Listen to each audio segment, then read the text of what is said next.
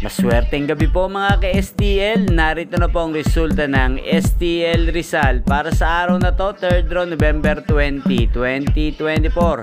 Araw ng Miyerkules. Naway ang mga natayaan nyo pong mga numero kanina ay manalo nawa ngayong gabing ito, 8:45 PM. Kaya kunin nyo na po ang inyong mga tickets. Narito na po ang resulta.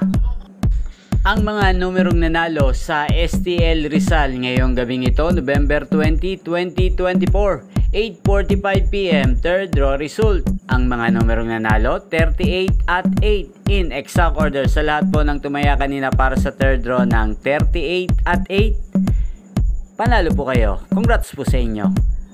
Again, 38 at 8 in exact order. At shoutout po natin ngayong gabing ito sa STL Rizal, si Ate Atina ng Rizal. Shoutout po sa iyo.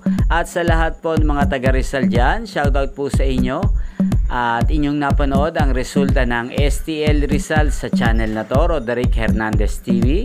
Maraming salamat po sa patuloy niyo pong pagsuporta at panonood sa aking channel.